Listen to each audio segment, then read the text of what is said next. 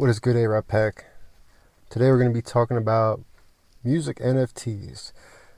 Just to touch base about where things are and my perspective of things, and see if we can figure out some things about them, if we can adjust them more, or if they're even going to be a thing down the line. I'm thinking like that. Even though I do feel like that, but in the sense, I'm thinking things through right now. But if this is the first time you've seen my video, my name is A-Rai. I'm an independent musician. I graduated college in 2017. Moved back with my family. Signed my first song to Sony Records in 2019.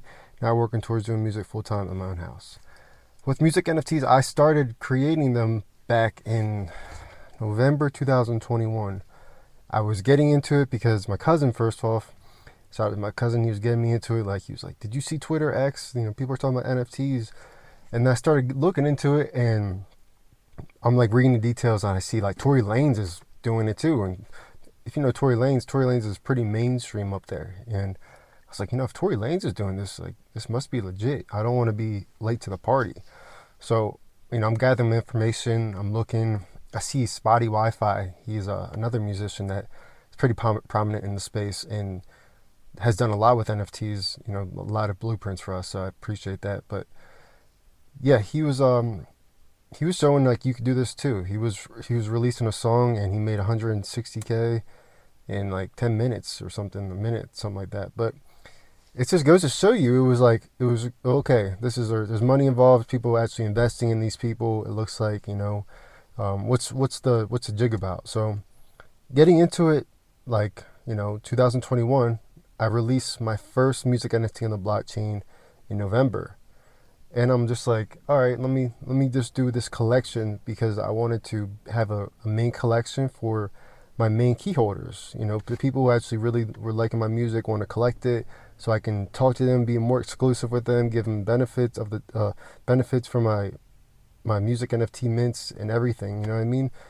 But over time, it's like, okay, I was releasing music NFTs in my collection.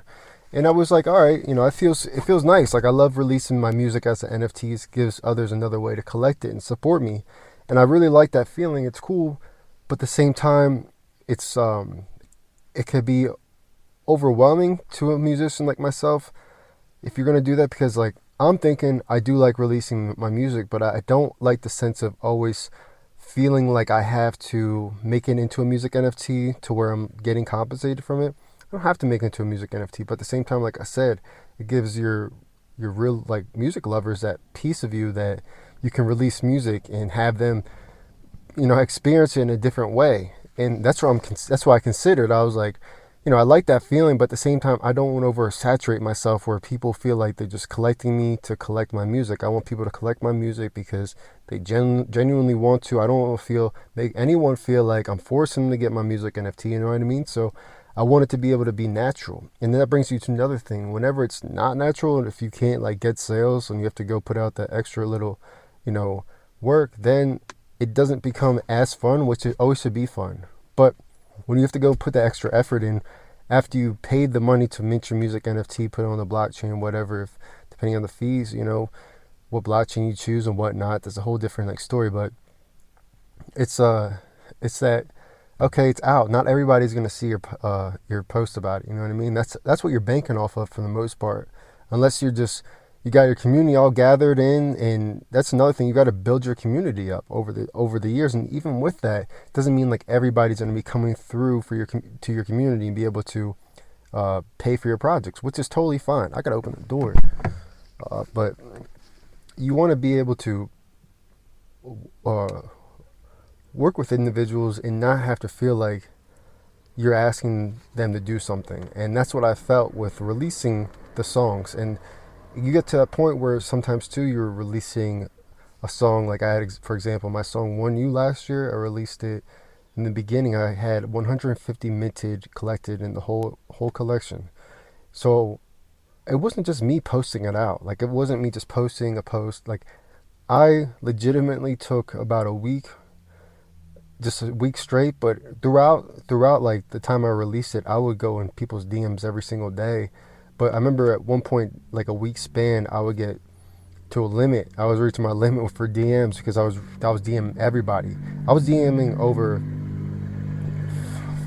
500 people a day, you know. So with that, it's it goes to show you too, like even reaching out, not everybody is wanting to invest or buy a music NFT to collect. And that's the thing, my perspective from being 2021 to now, a lot of people are here to make music NFTs, to make art, but not the people who are here to make money. They're most are here to make money, you know, off the music NFT or off the art for the most part. You know what I mean? Like a PFP collection.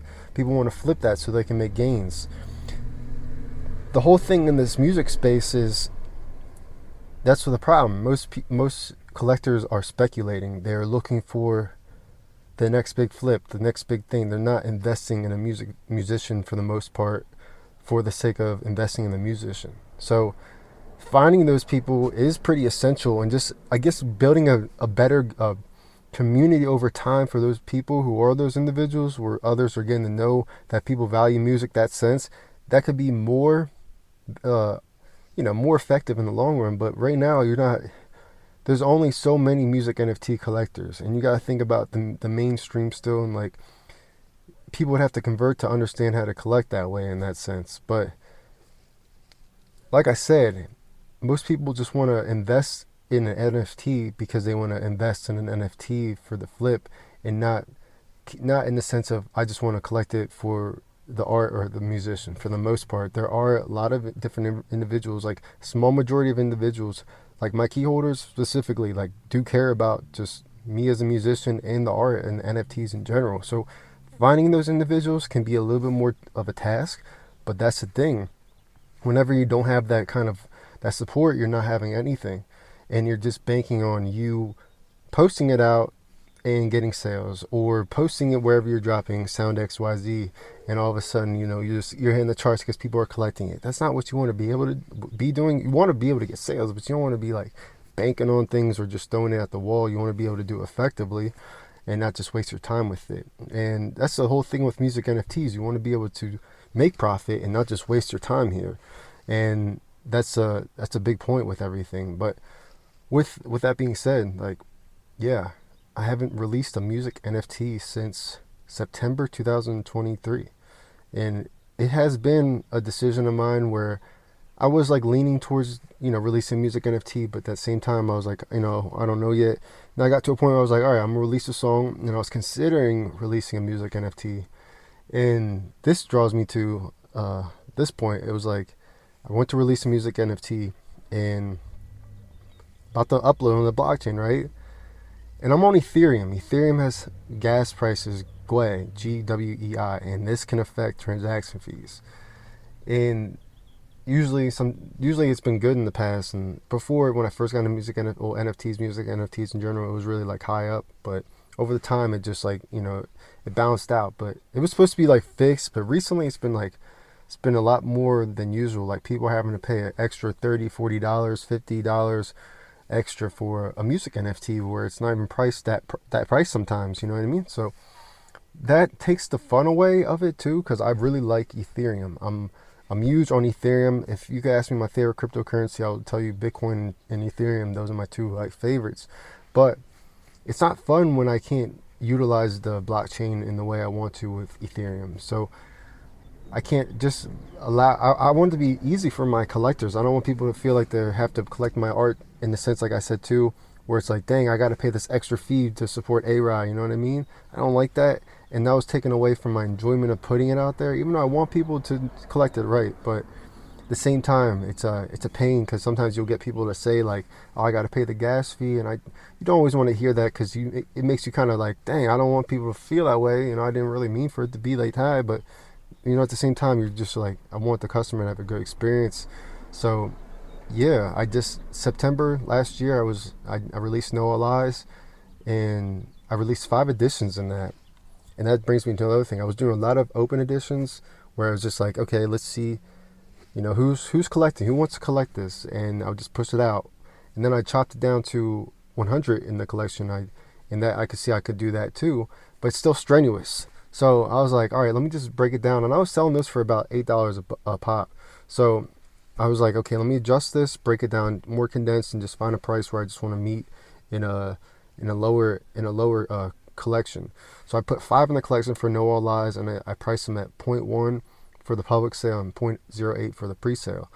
And I think that brought me in around $600 or $700. So well, I know that brought me around those prices, but that was way more efficient than me going out and DMing all those other people when I could just condense it down. But that goes back to people who are loyal with your art, who really want to buy it. Those $8 people who were just buying it to buy it, they were just buying it to buy it. But there were some people who were genuinely collecting it, like my AirPod Pack key holders, and But at the same time, it's like, okay, you see who really wants to collect your art when you price it a little bit of a higher price, because you're valuing yourself. They look at it, you're like, okay, this is valuable. But if you're going to price it low, then it's not even going to be anywhere near to what you're going to be expecting from people, because it might be a little bit harder for you to get sales, because people might be like, oh, it's just an $8 music NFT, I don't want to really get that, I don't care. But someone might look at it more valuable over time and take you more seriously if they see it at a higher price. But like I said, I haven't released it September, and when I put that on the blockchain, when it was like $60, I was uploading it to the blockchain. And I don't want to upload music to the blockchain with $60 as something I have to pay. And that's where I'm saying, like, I don't want to pay the fee, and I know other people don't want to pay the fee. So that's what I was considering. And right before I launched the contract twice, the gas fees were just giving me issues. So I was just like taking a sign of like, all right, I'm just gonna like wait a little bit to see how I feel about this. So that's how I'm pretty much going into this video based off how I felt. And I was releasing that song February 9th. So I was releasing that on the blockchain the same time. So we're over a month now. I was considering still putting on the blockchain, putting on a layer 2 solution, which is either Base or Optimism. But like I said, I'm a huge Ethereum enthusiast. And of course I want people to collect my music, but I don't want people to collect my music on Ethereum layer 2 solutions, because it's not directly on the blockchain. And when it's not directly on the blockchain, then you're not very owning of it. It's not verified as much. It's just like having a receipt to me. It's not as special, and just, I don't know. I could be a little stickler about it, but that's the thing about the blockchain. The blockchain verifies ownership, and that's the whole point of it. It's not just to show people you just bought something to buy. If I wanted people to just buy it, I would put it as a digital collectible on my website and do it for free, and not have to worry about any of that gas fees or transaction fees for people to go through. Even with that, converting your Ethereum to Optimism to Base, you're still having to pay that gas fee. So it doesn't matter if people are finding that solution, they're still going to have Base in their accounts in order to collect. But with all that being said, that's my thought process on what I've been doing with releasing and everything. I do somewhat want to release. I have my thought of like, okay, maybe I'll just release one of one music NFT and just leave it at that, and not worry about having a bunch in the collection where I have to worry about selling them. But it also brings back a lot more depth on how much more valuable that one of one is, instead of just having multiple. It actually is non-fungible at that point. It's actually that non-fungible token. If you have multiple tokens in the collection, it's still non-fungible if it's an NFT, but it's more legitimate when it's just that one of one. So I'm considering that too. And then over time, like, okay, we have the one-on-one, but we'll be like, okay, that person's getting that one of one, but more people really want to get these music NFTs because I have only one in the collection. So over time, I could just be like, okay, let's adjust the collection, let's make more. But right now, just playing it by ear, seeing how I feel about releasing everything. If we're gonna release anything on the blockchain, in general, this month or not, but I do have my Nimi song that I released this year, my first song that I've released this year. I'm just like contemplating. I'm like, all right, should we do this? What should I do? Should I go on another blockchain? And if I want another blockchain, it's not as big as an investment, you can say too. Like, I can go on Solana, sure, but with Solana, it brings me to another issue. It's like, it's not fully decentralized, and I want fully decentralized, assets. I don't want anything to centralize. But with that being said too, I could go on Tezos. Tezos decentralized, but do I really want to go on Tezos? Like, Tezos is a few bucks and you don't get gas fees, and I still get people still can collect. I still can be compensated the same, but over time, the overall investment too, I always consider is like, okay, you bought a dollar, you bought a $10 music NFT on Tezos, and Tezos is what, I don't know what the price is right now. It's like a dollar or something, okay? And or we can have the NFT, the music NFT on Ethereum.